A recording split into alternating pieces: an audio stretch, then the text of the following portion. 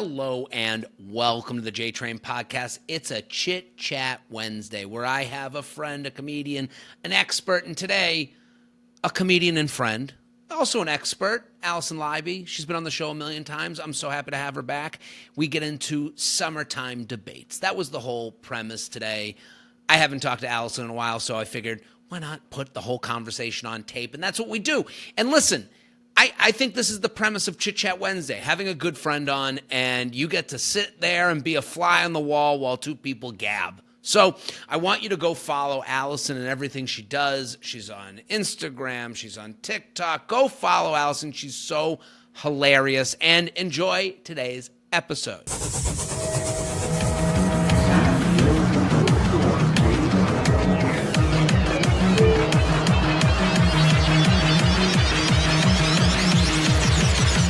Hello and welcome to the JTrain podcast. It's a Chit Chat Wednesday, and, you know, I don't even need to get into an intro or a grand introduction. An OKP of the show, original key player.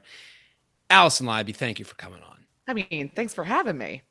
Great to see you. So far away. From Delray Beach, that's right. You know, the only way I catch up with friends is when it's taped Recorded. on a podcast. Yeah, that makes sense. Someday in the future, people are going to be like, wait, so you would just sometimes talk to people not on a mic? That's crazy. Right. Who would do that? With nothing to gain other than friendship? You never uploaded it? Right. So what? Why even speak? Truly. I wanted to ask you a couple things. I'm in Please. Delray Beach. Yes. I went to a dive bar that I fell in love with right away. Okay. And I thought Right. of you. Of and course. like it was the type of bar where I was like, oh my God, Alison needs to see this. And I want to tell you how it happened is Yes. like what I found interesting, because we are fans of the restaurant bar industry. Would you say we're fans of it? Yeah. I would say, what's in between like a regular person and a professional? Like I think that we exist. I feel like Emmy always, she's like, oh, like you get along with my husband who's a restaurant owner because you're a restaurant person. Right. We have actual, Appreciation. you know, it's weird to call it like a hobby, or we have an actual interest. Like, Yes. but I think about it a lot. right. And it's hard because, and this is why suggestions are tough, because I know everyone, it's like saying you're funny. Like everyone would be like, having a good personality is different than being funny. Yes.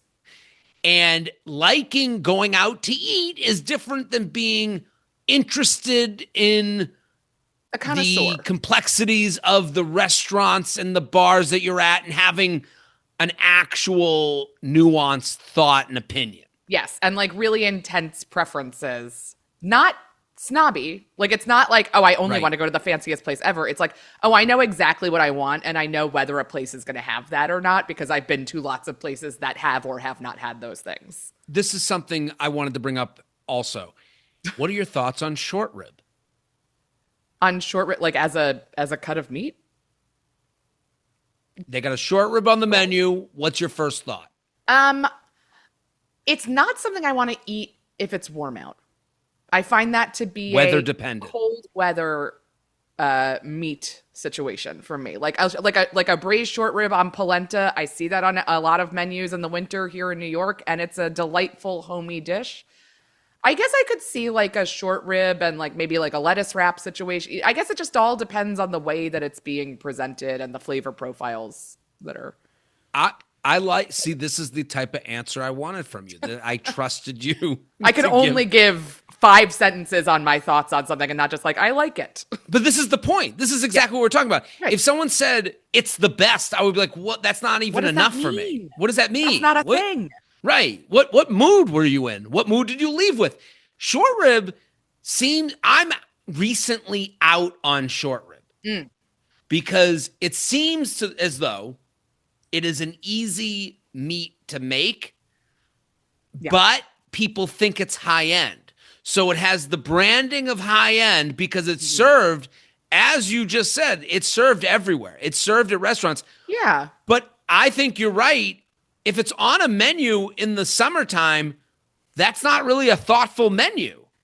It's certainly not how I personally, as like a East Coaster, have had short. Like I haven't like I don't know. I don't know a ton about. I would say meat is the place I am the weakest in terms of my like thoughts, preferences, and knowledge. I'm with you. I know nothing, but I know how I feel. Yes. And it feels like short rib is on the airplane menu every single time you fly.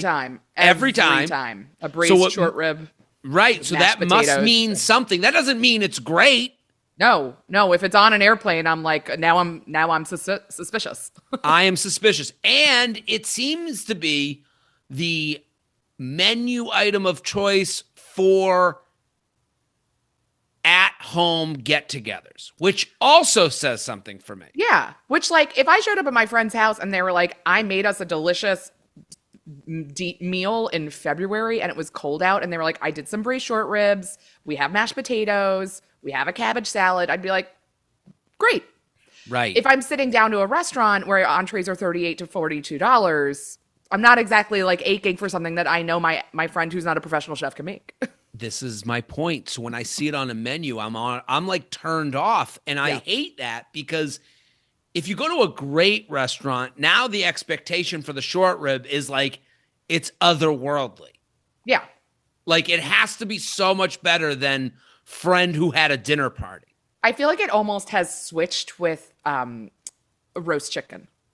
Interesting. In that, like, I think like there was for a time I didn't see it on a ton of menus, and when you do, you're like, ooh, that's like kind of an appealing winter dish.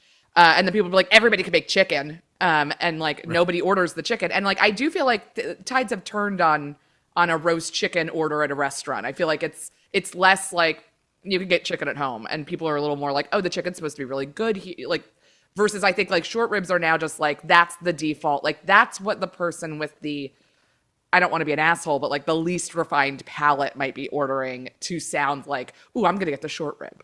I totally agree. I would think less of someone who ordered a short rib. That's true. I would not trust their opinion on anything. It's not thoughtful.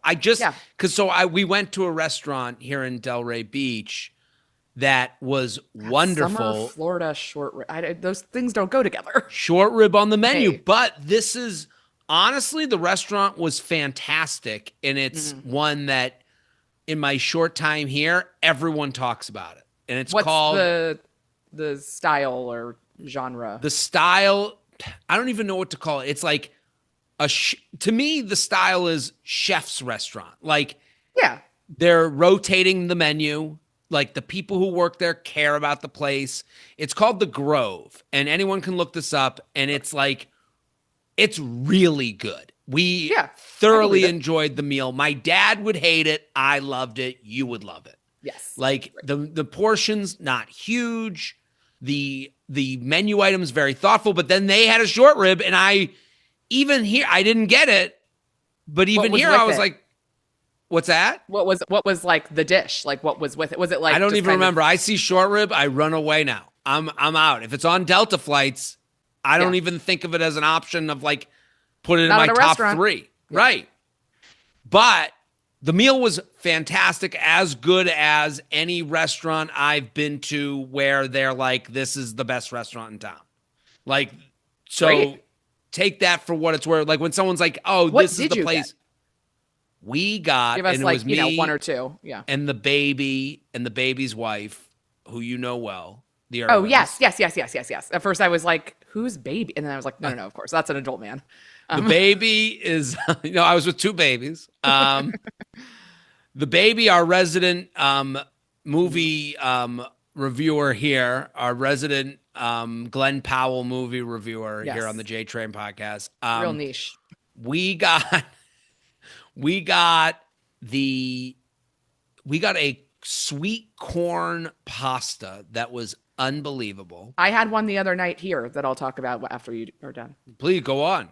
I had one at Cafe Spaghetti over in Cobble Hill, which does sound like an Italian restaurant in Russia for American people. Like I just get it's like not a name. Cafe Spaghetti? Cafe Spaghetti. It's like a legitimately very good restaurant that like people know and go to, but it is called Cafe Spaghetti. That is like a Simpsons joke. Like it's good. It's good because they know how stupid the name is. Yes, and it feels, and it's like you get there and you're like, this isn't cafe speak. Like that sounds like Chuck E. Cheese for adults. Like it's not. But they had this incredible like sweet corn rigatoni with like fresh corn and shallots and like these like almost like they were like I guess like the tomatoes were like maybe dressed or almost pickled in like a little bit of a vinegar. So like they had a lot of brightness to cut through the like creamy corn. Talk about a summertime order. I think so good. That sounds amazing. This is similar to this. I don't know the pasta it was on because it was like more of a pillow pasta. Like it wasn't ravioli, but it was filled. So whatever that was, we had that. We got a beef carpaccio that was probably one of the better beef carpaccios that I've ever had. And I'm not a big beef carpaccio. I'm a tartare girl. A carpaccio is less appealing to me. What's the difference between tartare and carpaccio? Carpaccio is like thin sliced raw, right? Yeah. So tartare is like minced and like usually mixed with like some cornichon and some mustard, and there's an egg yolk, and you like have bread and kind of like put it on a piece of bread. Whereas a carpaccio is like prosciutto but raw beef, basically. That's right? what this was. Yeah. That's the prosciutto but raw. You're right. And when it's good, it's so good. But if I see both on a menu, I go tartare every time. It had like Asian flavor to it that was unbelievable. And then we also got, I can't believe I'm forgetting, because we got something else, and but the really great meal. And again, like high end chef, open kitchen, sommelier on staff. So then the sommelier and the baby, is a sommelier himself. So he knows wine, and he's ordering and asking questions in the way he would ask questions. So then I said to the sommelier, I go, hey, where would you go get a cocktail? Smart. And that, to me, like, when you talk about like getting a suggestion for a new town, like I'm new in town. I'm looking to find out about Del Rey. She mentioned this restaurant, but then we said, well, we're looking kind of like a dive bar. And she goes, now you're speaking my language. And she suggested this place called the Sail Inn. Now, I'm already so in. Like that sounds so for me and boats. I'm going to send you a video, but I want you to know that you're ready to be more in than you are right now. Ready. It has a sailboat on the roof of the bar. It's like I'm in for, like anything that's like boating adjacent. I'm like, this instantly is like 40% more appealing to me than most people. Absolutely. And it just a bunch of dudes with boats in the bar. Every man that was in there, like that was like the men that looked like they were placed there were like white-haired older men with flowered shirt on. Yeah. All kind of looking like the same flavor, different. Yeah, they've all got Maui gyms on a thing that hanging around their neck, and they've got their boat keys on the thing that floats, and that's whatever. That was them to a T. By themselves, the male loneliness epidemic right there in front of us. Round bar, a circular bar in the middle. It was just like, and I was thinking about it. I was like, when she said, like, when you ask someone a question for a suggestion, and then they're like, they give you the cocktail bar that and I'm like, I'm not looking for a cocktail bar. I'm looking for an experience, a feeling, a vibe. And then to see the person, like her body went from like, here's your cocktail bar to like, oh, you want to go to the place we go to, like, and I've never been happier. And I was like, I got to show Alison this place. Well, I think also like, it's not only like hard to give a suggestion, but if somebody just walks up and is like, where should I go get a drink? Like, you need to be able to articulate what you want out of that drink experience, which I think like some people would be like, what's good? And then it's like, I don't know, what do you think good is? But to be able to say like, we want a dive bar, we want something kind of vibey, we want to be able to sit and just like not have it be like, those are the things you need to be able to say to somebody to get a suggestion. Right. And you have to listen to the answer you get to then ask the second question. Yes. To get to where you're going. Because like, what's good on the menu? Well, our top seller. Okay, that's not what I want to hear. What I asked. I don't like top seller. So then they give you the top seller. Okay, what's the thing that you have all the time? Like now you're getting deeper. Now we're getting vulnerable. Yeah. What's seasonal? Seasonal. Yeah. Well, this restaurant, The Grove, they were like, their big thing is we change the menu all the time. So people go back. Yeah. I would go back, and this was a very nice high-low night. Started at the high end, went to the low end, playing darts. Yes. No, okay. We're in Plug City now. Okay. So what I want to get you on the spot. I want to get your opinion. Here I am. I was thinking of barbecue foods. Okay. What's foods at a barbecue that you can't stand? That I can't stand? Worst food at a barbecue. I mean, I love some of the side salads that are associated with barbecue, but I'm not a mayo-based salad person. So like a very mayo-y potato salad, pasta salad. Like I love pasta salad, but I want a pesto pasta salad. I want like a vinaigrette and like some balsa mozzarella in there. Like I just am not someone who eats a lot of mayo-based salads, and they become less and less appealing the more outside they are. That's the point, really, is like if you're gonna have a mayo-based salad, it's got to be indoors. Yeah, it's got to be inside. On a buffet that's indoors, that is in air conditioning. It can't be sitting out under with a the fly sun. Landing on it. Yeah, it can't be in direct sunlight. Like, no, that's just not. It looks like a vampire. Like it should be in the dark. That's right. I wrote my 3 worst barbecue foods. Okay. And what they should be replaced by forever. Okay, I'm interested. As you go through these, I'll have opinions and please give opinions. Okay, I'll start with the salad. Okay. And I like yours. No mayo-based salad, but that is divisive. I do like a mayo-based salad at a barbecue, but it's got to be kept inside. Yeah. And I'm not like, that's disgusting, I don't want it on the table, but it's not the thing I'm going for. Right. Okay. I think we should get rid of leafy salads at barbecues, and they should be replaced by cabbage-based salads. Slaws. More slaws. I make a lot of cabbage slaws. Almost never mayo-based, obviously. And like there's so many different ones, and they go well on things. Right. And the crunch that you want to accompany the sandwich, the barbecue, the burger, the hot dog. Yeah. If you make a super like limey cilantro cabbage slaw with like some onions and stuff like that, I'm putting that on a hot dog. I'm putting it on a burger. Right. I'm eating that myself. I'm mixing that into some other things. Like there are like it becomes a condiment almost in a way that a leafy salad is always a side. Right. And yeah, it's hyphenated. It's got multiple uses. Mm-hmm. It can be used for many different things. Triple threat. And it can be picked on. It could be you can have that throughout the day. A leafy salad really has 15 minutes and then it's done. Especially if it's already dressed. Absolutely. Okay. All right. Leafy salads are out. Lay's potato chips. Lay's potato chips gets bought, gets put out. It's half a bowl of crumbs and half a bowl of Lay's. And here's the other problem with Lay's potato chips at a barbecue. We're so afraid of getting canceled these days that nobody uses their hands to grab the Lay's, but that's a hand grab chip. What are people using? Tongs. That's insane. They're too delicate. That's what I'm talking about. So kettle chips, sure. Kettle chips can a kettle chip can handle a tong. Well, that's my point. No Lay's at barbecues because we should be using our hands for Lay's, which means it's either you give out people individual bags or we have you can use your hand policy on the Lay's potato chips, but no one's going to say that.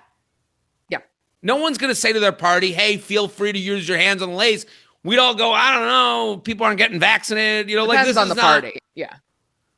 I think all Lay's should be replaced by ruffled potato chips. I mean, I always prefer a Ruffle. I grew up in Maryland. We were in Utz house. Is Utz known for Ruffles? Utz Ruffles, I think, are better than Ruffles. Ruffles. They are slightly lighter. Okay. They are just like 8% less greasy in a way that normally I find that I'm like, I want to why would I not want? I'm eating chips. Like, what are we doing? Right. But I find like they're very good. I mean, Ruffles in general, a top chip for me across the board. But underrated, even though it's it's not used enough, and it should be the barbecue chip of choice. And when they were our house chip. It's a house chip. They were our go-to. Like if there were chips in the house, they were Ruffles. I mean, my family to have chips in the house would be like, oh my God, like what? But then what do you eat with a grilled cheese and tomato in the summer? The idea that we're having grilled cheese at my parents' house growing up, the idea that anyone would succumb to such calorie consumption is just crazy. We had different kinds of diet moms. Still both diet moms, but right. These are two birds of a feather don't flock together all the time. We are sponsored Tommy John. With all of those summer barbecues on the calendar, you're going to want underwear with a little stretch. Tommy John is the answer with up to 4 times more stretch than competing brands. It's the most comfortable underwear out there. It gives you the perfect fit, doesn't ride up, and is ridiculously soft and breathable. So it's perfect for those hot summer nights. I am wearing Tommy John underwear as I speak to you now, and it is amazingly comfortable. And here's what I love about Tommy John underwear. The band. This is a big part of it. Sometimes you get a band on the waist that cuts into you. This does not. This is the most comfortable band that I've ever had on an underwear. That's specific, but I know if you're an underwear person, you know what I mean. You do not want to put on an underwear that makes you think about it. You want to be held together as if there's nothing holding you together at all, and that's what Tommy John does. And I love the underwear. It's great, fits well, it hugs every curve. Get ready to upgrade your underwear drawer. As soon as you try on a pair of Tommy Johns, you're going to, I read that sentence wrong. Get ready to upgrade your underwear drawer as soon as you try on a pair of Tommy Johns. Here's the thing. You have a pair of underwear that you're dealing with, that you put on, everything's in the laundry, I'll put on that pair. Well, here's your permission to throw that pair away. Replace it with a Tommy John, and honestly, you're going to take a back of the rotation underwear and turn it into a front of the rotation player. So you won't want to wear anything else. Tommy John gives you the support you need that'll boost more than just your confidence. I love that.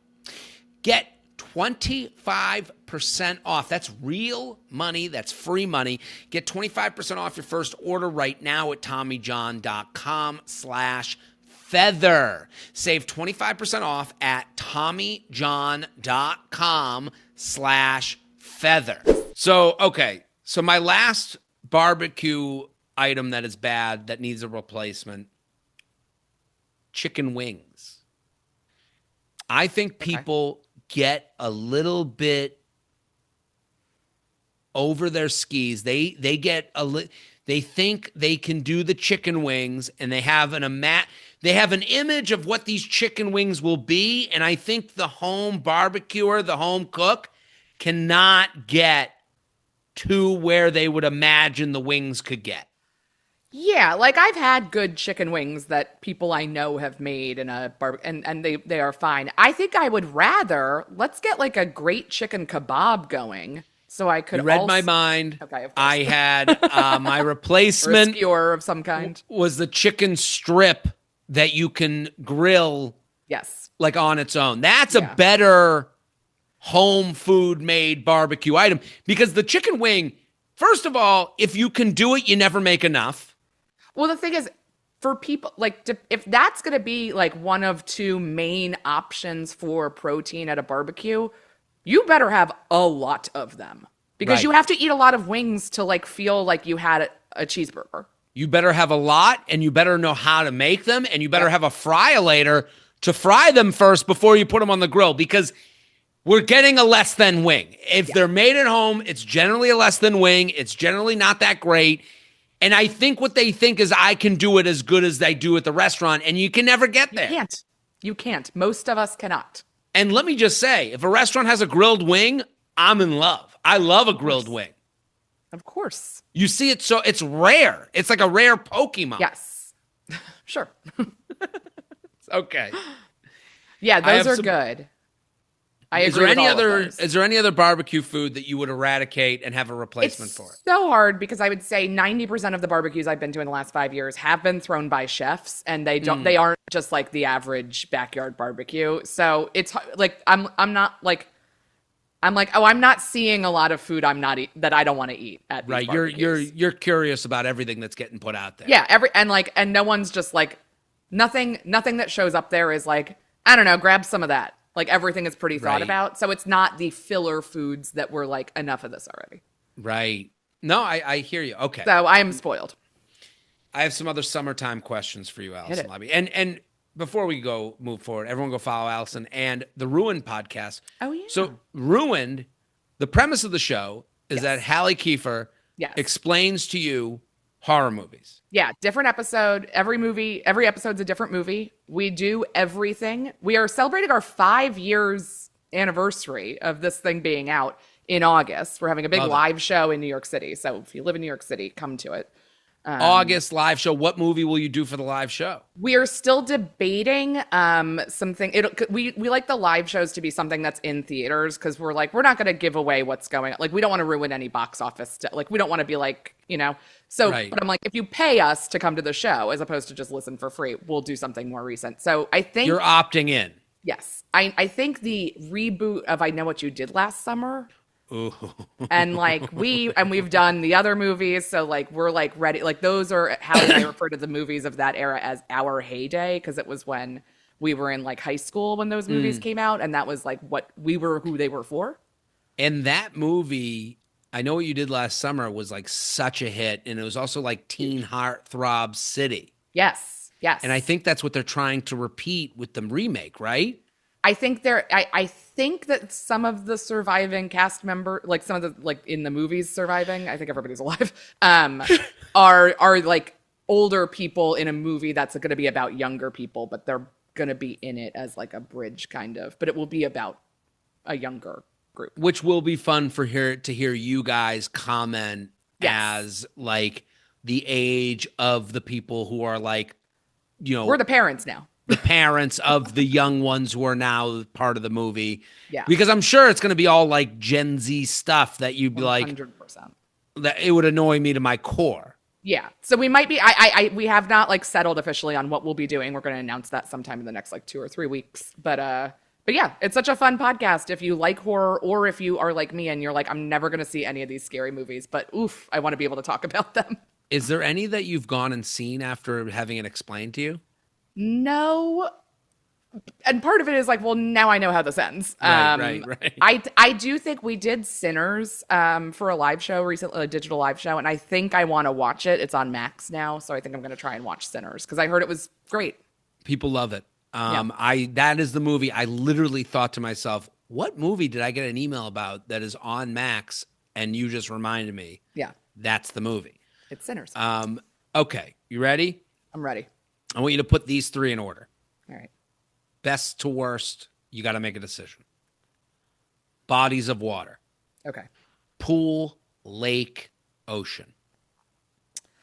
That order. Pool, lake, ocean. Or pool, ocean, lake. Sorry. Lake is pool, the third. Ocean, lake. Yes. Go ahead. My reasoning is in terms of my current life, which is I live in Brooklyn, New York. I live 2 blocks from a fabulous pool that I get to go to all the time. It is an hour and a half for me to go to the beach at best, and it involves a boat and 3 buses or 9 trains, or finding a car. So I love the beach, but the beach is a thing. You aren't having this experience now because you live right near the beach and can walk over and then walk back. But you're still there's a bigger shower involved. There's more stuff you got to bring. The pool is the simplest, best. The beach is I think the most enjoyable, but there's some give and take, and I don't want to ever be in a lake. Spoken like a true New Yorker.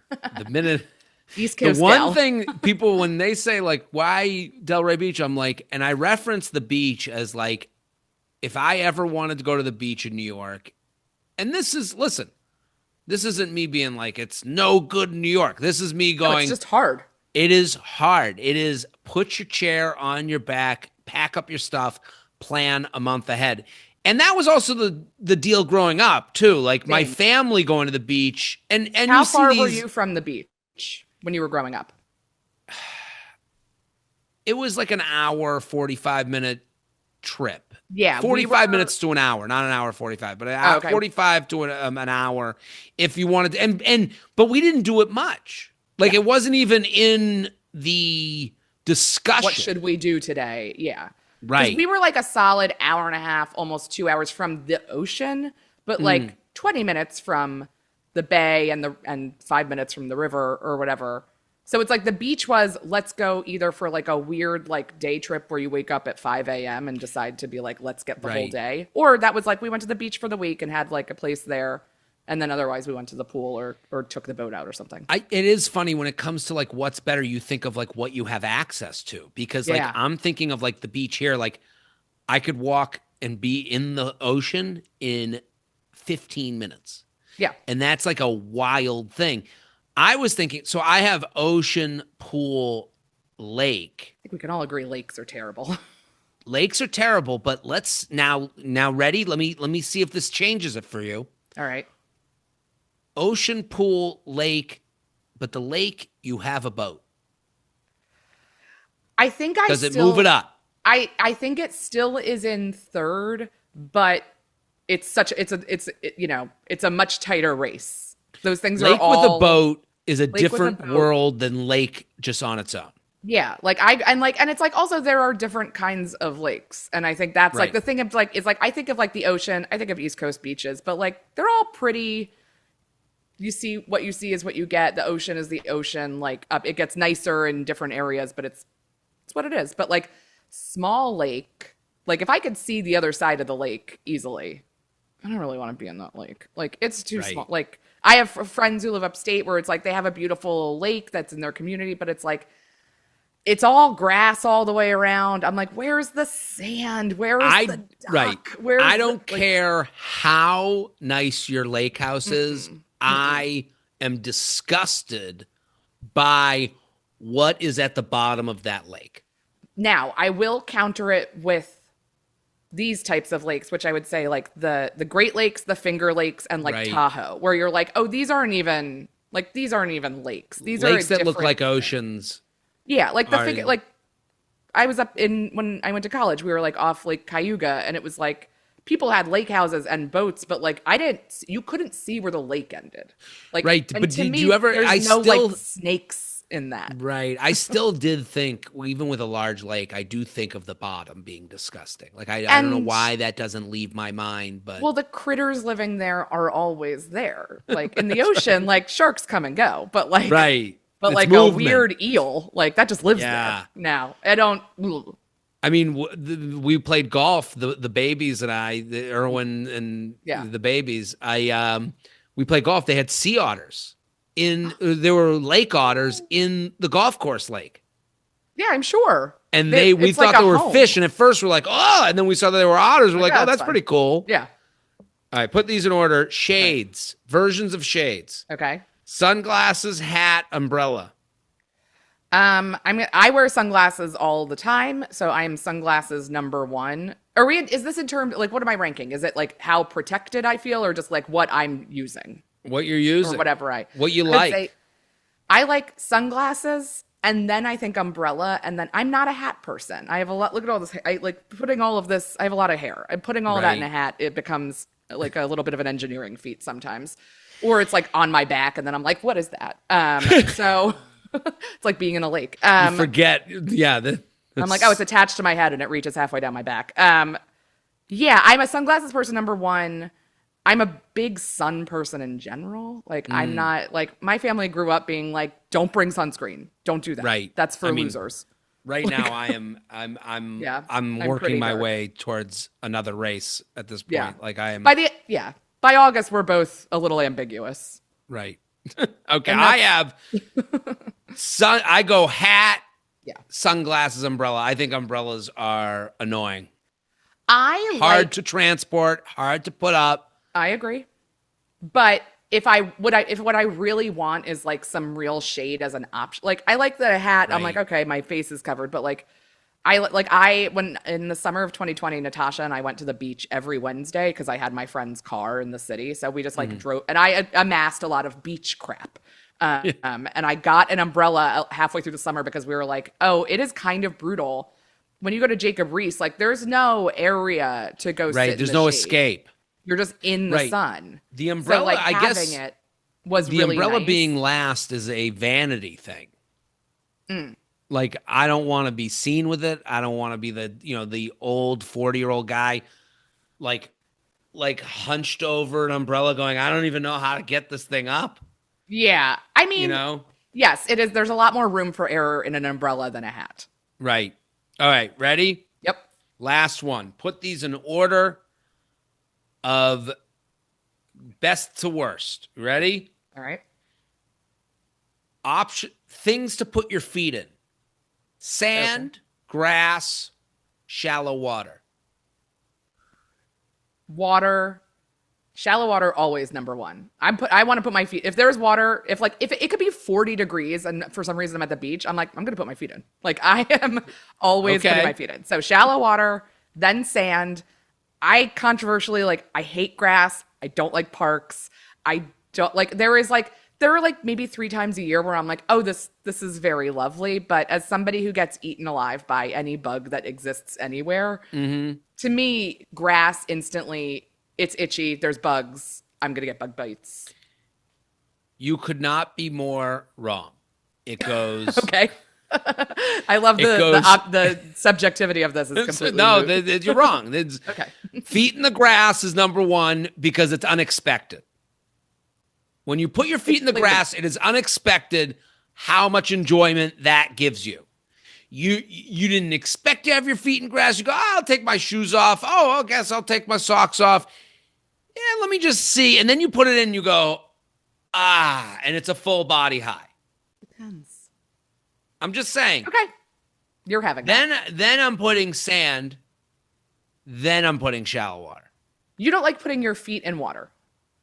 I do. Okay. We're asked to make a tough decision here in the JTrain I know. podcast. I'm just saying. Some real Sophie's choices. Right. This is cutting the baby in half. This is I do like putting my feet in water, but I like feet in sand because you can dig them in, you can take them out, you can scrunch it between your toes. Great for your skin. But I know it's coming. Like I'm going to the beach, feet will be in the sand. Grass, if I'm putting it in the grass, it's like all the time. I'm just, if I did it, it's not because I was on my way to do it. Right. It's like, let's pull over here. Or like there's some kind of surprise moment. I guess I get that. I'm on your deck. We're having a beer. And then you say, hey, let's play some catch in the grass. And I'm like, oh, I guess I'll take my shoes off. Oh my God. I forgot how good this feels. I think for me, it does feel good, but it has the shortest amount of time that it feels good before it feels uncomfortable to me. That you're absolutely right. We can find common ground. We can find a common patch of grass. Yes. Because I think the initial feeling of putting your feet in grass is probably greater than sand or even what. Like that is a nice feeling. Right. But it is the shortest amount of enjoyment of the 3. Fair point. Alison Leiby, Ruin Podcast. Go listen right now. I'm Jared Freid. Chit Chat Wednesday. Back next week. Boom.